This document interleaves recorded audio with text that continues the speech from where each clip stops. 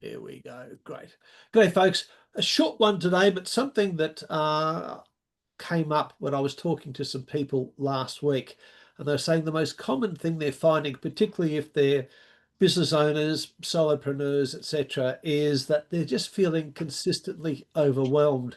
So I thought that maybe we might just have a look at how you can get past that today. So like I say, short and sharp. So overwhelmed, lots of people, say they're overwhelmed and they're maybe not. What they are is they're often just not in control of what's happening. There's a saying, in structure lies freedom. Lots of people in their business don't have any real structure, and that leads to lots of things cropping up on them and starting to make them feel overwhelmed. You're feeling overwhelmed if you are dreading getting up in the morning, you're not loving what you're doing, and quite frankly, you are having to spend your time doing a heap of administration type tasks. Again, this normally happens because people are often disorganized. They don't have any real control over their business. They don't have any real control over what things have to happen. They really are reacting rather than responding. And this is really important. Reacting is really, really good. If someone throws a tennis ball at your head and you duck and you catch it, that's reaction. That's fantastic. But if you're reacting in your business, that means you're not thinking. The best thing to do in business is to respond.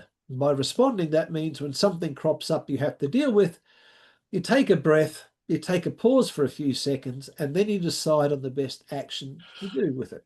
Same thing applies in relationships, in dealing with suppliers, with clients, etc. The key thing is you should aim to respond rather than react. And if you're responding, you'll feel a lot less overwhelmed.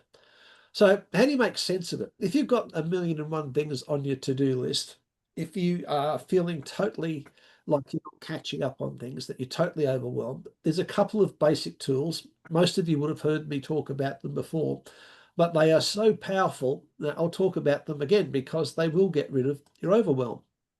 The first one is, of course, the to-don't list. And a to-don't list is you write down at the extreme left-hand column everything that you do in your business. And I mean everything. Do you pay the bills, pay the wages? How often do you talk to people, organize appointments? Whatever it is, write down everything you do. Then from that list, you go to the next column and you pull out the things that you do that you actually love doing. What are the things that you like doing in your business?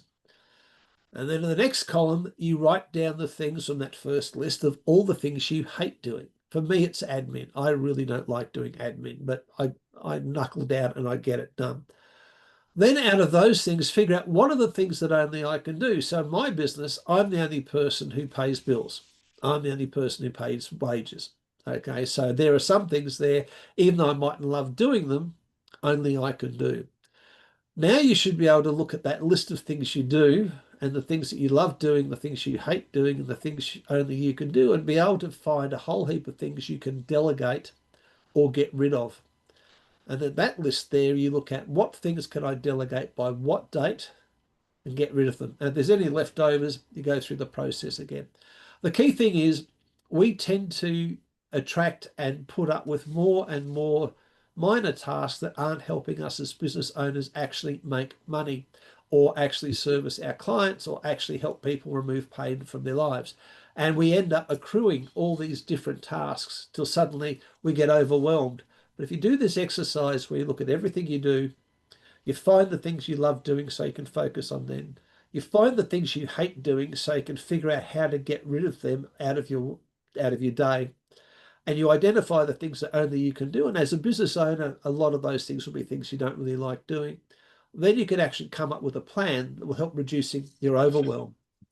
The other way to reduce your overwhelm is to do this. Create a recurring task list. We've all got things to do. I mean, we could simply say like your BAS is due every quarter. So that's something there. But what are things you do daily? Well, maybe it's checking your email. You've got to do that daily.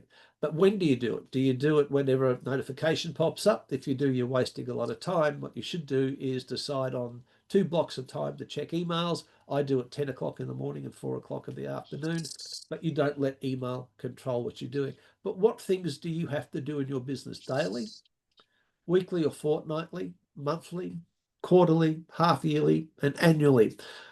Once you've got those things written down, a weight lifts off you because you can see where they are. And then you can start putting into place plans or structures to enable you to get on top of things whenever they're happening, rather than things just appearing out of the blue. You should do it. One of the things here, a half yearly, is what my business car is. I register it half yearly. It works out better for me in terms of cash flow.